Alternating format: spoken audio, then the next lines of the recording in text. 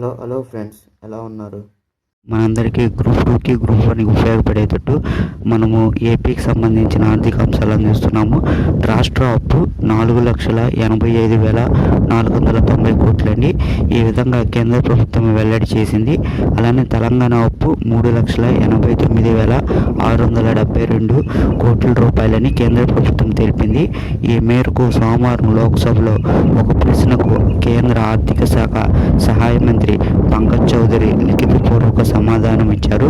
2024లో budget అంచనాలకు ఆంధ్రప్రదేశ్ అప్పు 4,85,490 కోట్లని, అలానే రాష్ట్రంలో 2022లో 3,80,548 కోట్లని, 2023లో 4,28,717 కోట్ల అప్పు ఉందని తెలపడం అనేది జరిగిందండి.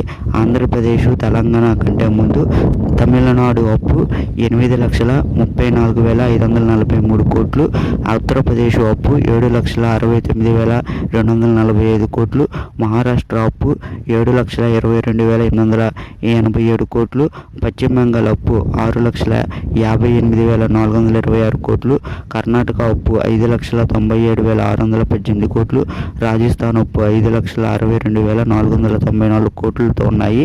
దేశవ్యాప్తంగా 28 రాష్ట్రాల అప్పు 2022లో 67,79,970 కోట్లు, 2023లో 73,96,354 కోట్లు, 2024లో 82,22,065 కోట్లు ఉందండి. ఇది మన ఆంధ్రప్రదేశ్ అప్పు, మరి దేశంలోని అన్ని రాష్ట్రాల అప్పుల గురించి. ఇది ఫ్రెండ్స్, ఇలాంటి ఆసక్తికరమైన విషయాలు మీరు తెలుసుకోవాలంటే మన ఛానల్ లైక్ చేయండి, అలానే సబ్స్క్రైబ్ చేసుకోండి friends. Thank you friends, thank you for all.